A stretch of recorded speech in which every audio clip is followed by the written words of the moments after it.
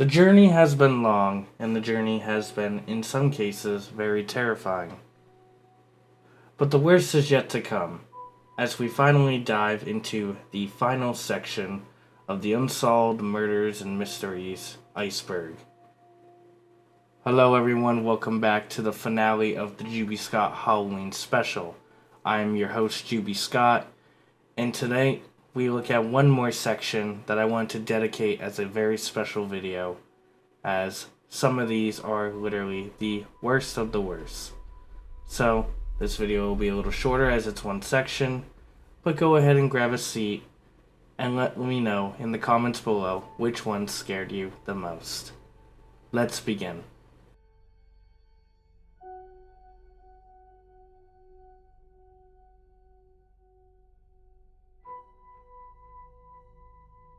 Little Miss Panasovsky. On February 19th, 1971, two teenagers hitchhiking along Interstate 75 discovered the partially submerged body of a young woman floating beneath the Lake Panasovsky Bridge in Florida. It is believed that she had been tossed from the bridge. She was in her late teens or early 20s, carried no identification, and had been dead for several weeks. She had been strangled with a man's belt that was still wrapped around her throat.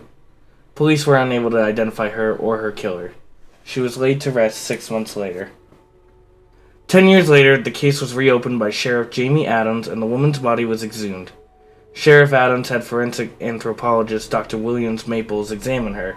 He discovered that she had orthopedic surgery to her right ankle, which was done by drilling holes in the leg bone and then winding the tendon through them. This was called the Watson-Jones or modified Watson-Jones technique. He believes that the physician who performed the surgery would remember doing that. Sheriff Adams next contacted forensic artist Linda Gallinier, who was an expert in making composite sketches based on human remains.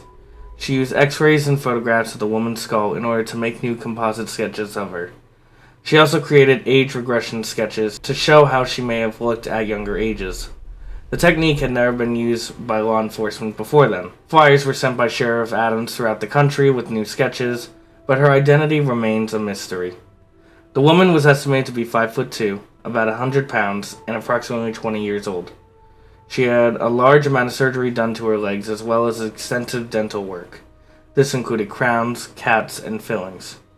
She has also given birth to at least one child. Police suspect she may have been well cared for, left the family behind, and might have been a runaway. Police believe that after the woman is identified, her killer will be identified as well. The killer might have worn a man-sized 36 belt, which was found around her throat. Several tips came in as a result of the broadcast. However, none led to the victim's identification of her killer. In 2012, a new analysis of the woman's isotopes indicated that she had been from southeastern Europe, most likely Greece. It also revealed that she lived in Europe until about 1 year prior to her murder. The amount of lead in her teeth has also indicated that she may have been from the mining town of Lavio, Greece. In fall 2012, the case was featured on the Greek Missing Persons show. A viewer called in and stated that she believed the victim was a friend of hers named Constantina, who had a brother serving in the Navy near Lavrio. She said that they both went to school in Kafishka, a suburb of Athens, and were taught home economics. The caller, Constantina, and several other girls were part of a program for the school that sent them to either with United States or Australia with a 2-year contract for work. The caller said that she had lost contact with Constantina in 1970 when they were both sent in separate countries. The caller to Australia and Constantina to the United States. As of yet, no new leads had surfaced on her whereabouts and her relatives had not been located. The victim and her killer remain unidentified. April 1990, Jane Doe. At around 8 a.m. on April 19, 1990, the partially nude body of a woman who was found behind the Pilot Oil Station, a truck stop next to Interstate 70 in Licking County, Ohio. She had been beaten to death. All of her jewelry and some articles of clothing were missing. Despite an extensive investigation by county sheriffs, the victim was never identified. Examination indicated she had been possibly a prostitute. The woman has been described as being between 25 and 40 years of age. She was 5'2" and weighed 110 pounds. She had a small white mole on the right side of her bridge of her nose and a small brown mole on her right cheek. She had brown eyes and reddish hair. She had given birth to at least one child. The prime suspect in the woman's murder is an unidentified serial killer known as the Ohio Prostitute Killer. He was possibly a trucker who went by Dr. No over a CB radio. He may have preyed on prostitutes in Ohio between the years of 1981 and 1990. Male DNA was found on the woman's underwear that is believed to have belonged to her killer. In August 2017, the victim was identified as 29-year-old veteran Patrice Anita Corley. She had vanished on December 4th, 1989 from Louisville, Kentucky, and left behind a young son. Her sister-in-law attempted to report her missing at the time, but was told that she was not allowed to do so because she was not a blood relative. She tried again in October 2016. This time, the report was accepted, and Patrice was identified through DNA testing as a result. In August 2021, a headstone with her name was placed at her grave. As a result of Patrice's identification, her murder case was reopened. In February 2019, Samuel Legg was arrested and charged with the murder of Sharon Lynn Kardicki, a suspected victim of the Ohio prostitute killer. However, a Licking County prosecutor stated that he is not certain if Legg is responsible for Patricia's murder. Her killer has yet to be identified. Warner Jane Doe.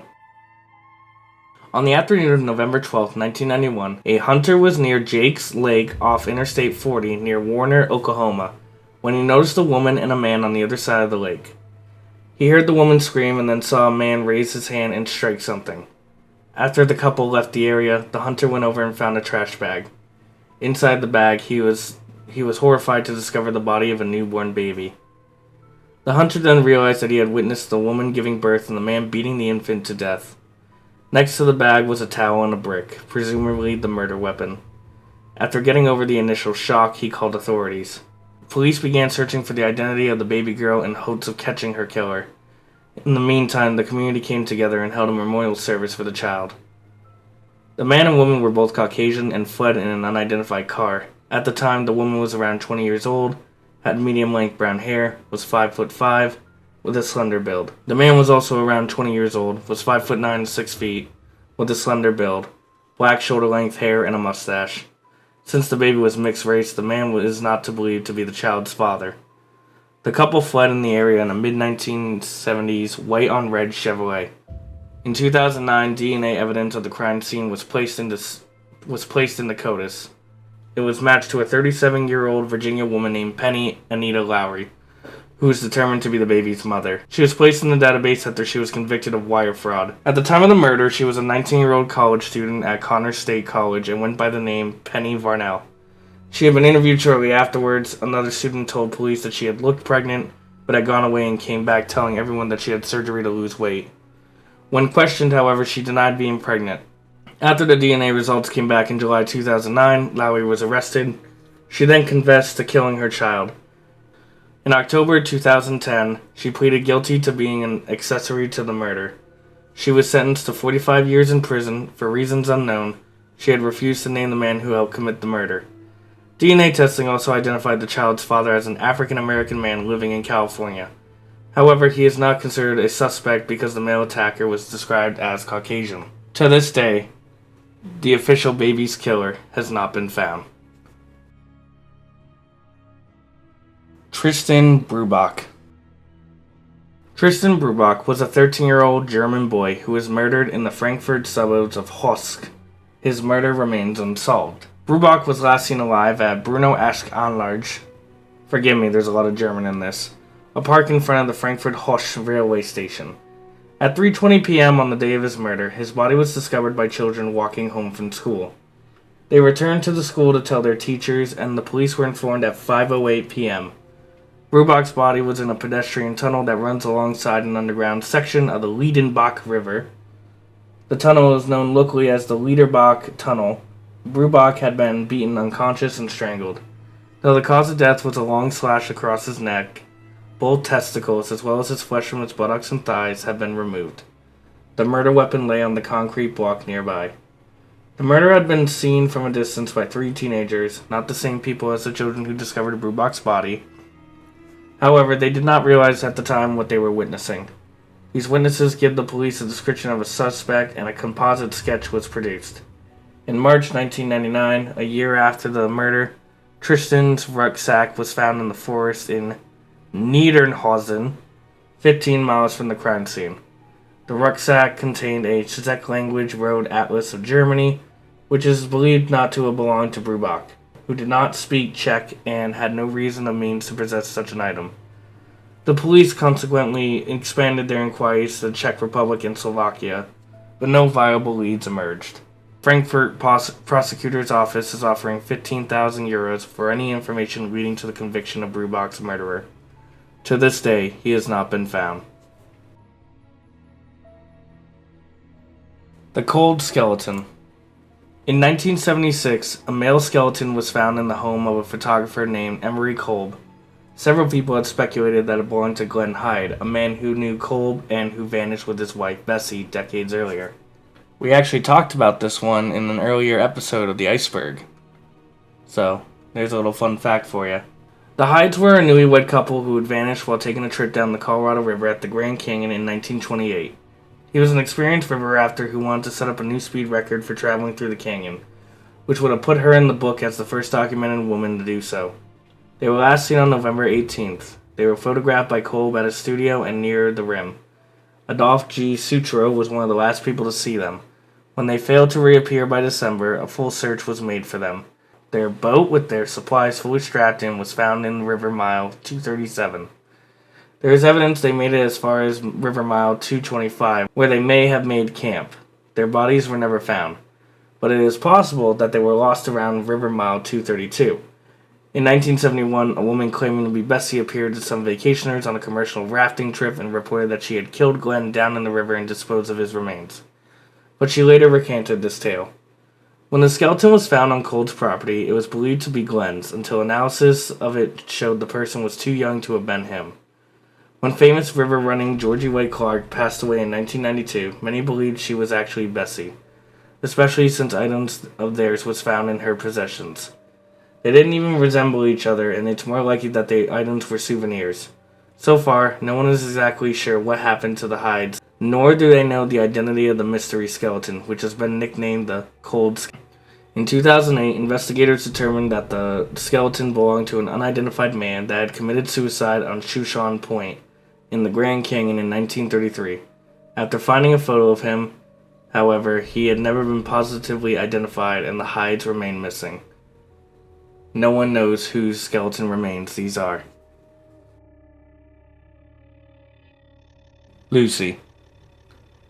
On the afternoon of September 8th, 1992, a motorist came across a young woman dancing in the meridian of a busy street in Port Humani, California. When he stopped to help her, he began asking her questions. However, she could not understand him. He realized that she was mute and hearing was impaired. Fearing for her safety, he took her to the Ventura County Police Station. The police tried to question her, but she was unable to communicate with them. The only clue to her identity was a receipt for a bank in San Diego, 200 miles to the south. The police had no reason to detain the young woman, so she was released. The next day, a police officer came upon her, wandering along a busy street again. She appeared to be terribly confused. This time, she was placed in a homeless shelter for women. At first, she was unable to formally communicate with anyone. The only thing she could do was pantomime, mimic, and use home sign language. Communications specialist Chris Barrows was brought in to help communicate with her. Chris first tried to determine the woman's name. He and Marty Rubel, the shelter supervisor, wrote their names down and gestured to themselves. They then asked her to either write down or communicate her name to them. She apparently understood and began to make hand symbols in the form of letters.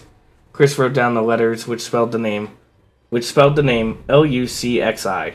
When she saw this, she had an instant positive reaction and recognition, which led Chris to believe that that was her name. Luxi is believed to be a derivative of the Spanish first name. For convenience sake, they dubbed her Lucy. The next thing they tried to do was determine Lucy's age. They were able to determine hand gestures that she was 23. Despite the ease of which they determined her name and age, finding someone who knew her would present a far greater challenge. In the days and weeks after she surfaced in Port Humani, the FBI and the various missing persons organizations ran checks on her. However, all turned up empty. The only solid lead was the receipt found in her pocket. However, that also led nowhere. Authorities now find themselves at a dead end. Over the following few months, Lucy slowly began to reveal fragmentary glimpses into her past. She claimed that she had flown on a plane to California, had a child, and had it taken from her. She was then left alone. She appeared to be well cared for, although she does not have cooking skills. She understands to come and eat when it is time to do so. She also has normal grooming habits, such as the ability to brush her hair and clean herself. Chris does not believe she was on the streets for long before she was found. Lucy has brown hair and brown eyes. She appears to be in her early 20s in 1993. Her ethnic background is uncertain, although she may have been born in Mexico. The police and the employees of the shelter hope that someone will be able to identify her and that she will be returned to her family. Unfortunately, in 1993, Lucy left the shelter and vanished. In December, she was found in Cotati. She had a small amount of methamphetamine with her at a time. Doctors later determined that she could actually hear but had a mental age of a 9-year-old. Soon after, she vanished again. According to some sources, as of May 1st, 2014, Lucy was homeless and living in Santa Paula, California. She communicated with grunts and hand gestures and could often be seen walking around the town with a stroller full of junk.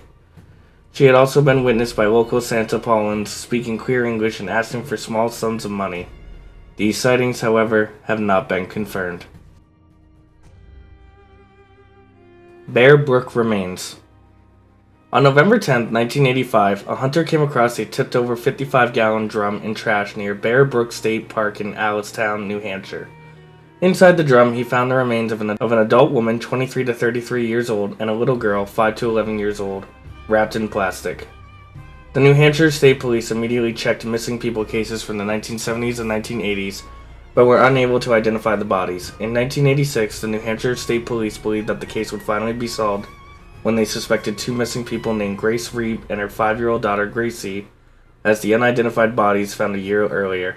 But dental records proved the identified remains found in the 55-gallon drum were not those of Grace or her daughter Gracie. Over the years, New Hampshire State Police received hundreds of leads and distributed composite drawings of the victims throughout the Northeast and Quebec, Canada. Several people in the town of Allentown said the unidentified woman resembled someone who had left town with several children a few years earlier, but this proved to be a dead end once again when the woman was found alive in Arizona with the children. New Hampshire State Police received yet another lead about a mother and a daughter who had vanished from a Maine Indian reservation. The descriptions and the time of their disappearance seemed like a perfect match, but the mother and daughter who were quickly located alive in another town in Maine. Without any solid leads, investigators started to check several of the elementary schools in the state of New Hampshire and almost every medical record of missing persons from Cape Cod, New Hampshire, to California. Their efforts proved futile in the end. In 2000, the case took another turn when it was assigned to a New Hampshire state trooper. The officer returned to the area where the bodies were discovered in the 55-gallon drum and stumbled upon yet another 55-gallon drum. 2 bodies were found in the drum, both of them were young female children. DNA determined that the remains of the 2 little girls found in 2000 were linked to the adult woman found in 1985. The remains found in 2000 were that of a white female child, 1 to 3 years old, and another white female child, 2 to 4 years old. The New Hampshire Cold Case Unit is still trying to identify the remains found in 1985 and 2000. There are no current suspects in this case, and the identification of all female victims is still unknown. And our last case, the Kecksburg Incident. The Kecksburg incident occurred on December 9, 1965, at Kecksburg, Pennsylvania, United States, when a fireball was reported by citizens of 6 U.S. states and Canada over Detroit, Michigan, and Windsor, Ontario. Astronomers said that it was likely to have been a meteor burning up in the atmosphere and descending at a steep angle. NASA released a statement in 2005 reporting that the experts had examined fragments from the area and determined they were not from a Soviet satellite. The records of their findings were lost in 1987. NASA responded to court orders and Freedom of Information Act requests to search for the records. The incident gained wide notoriety in popular culture and UFOlogy, with speculation ranging from extraterrestrial craft to debris from a Soviet space probe Cosmos 96, and is often called the Pennsylvania Roswell. Some people in the village of Kecksburg, about 30 miles southeast of Pittsburgh, reported wisps of blue smoke, vibrations, and a thump, and also that something from the sky had crashed in the woods. The area where the object landed was immediately sealed off on the order of the U.S. Army and state police officers. In anticipation of a close inspection or whatever may have fallen, state police officials there ordered the area roped off to await the expected arrival of U.S. engineers and possibly civilian scientists. When state troopers and the Air Force personnel searched the woods, they found absolutely nothing. Authorities discounted proposed explanations such as a plane crash, errant missile test, or a re-entering satellite debris, and they generally assumed it to be a meteor. Astronomer Paul Lanier said the fireball was most likely from a meteor entering the Earth's atmosphere. Geophysicist George Wetherill discounted speculations that it was debris from a satellite and agreed that the reports were probably due to a meteor. While the officials were saying that it was basically just a meteor, there was a lot of speculation, and the civilians believe that they are still hiding something. Alright, ladies and gentlemen, and with that, we have finally completed the Unsolved Mysteries and Murders Iceberg Explained. This was a lot of fun, this was very interesting, and not gonna lie, some of these cases actually did spook me out. I enjoy learning about these cases, but I will say this, doing them all at such a volume, it definitely started making me a little paranoid, so I know a lot of people were enjoying this series. I'm just letting you know right now, it's probably going to be a bit before I do something like this again, just because it really was kind of freaking me out. But with that being said, I hope you all enjoyed. Thank you so much for the feedback that I've gotten for doing this series. And thank you for everyone who has liked, shared the videos, and of course, subscribed. Thank you so much for watching, and have a great Halloween, everyone.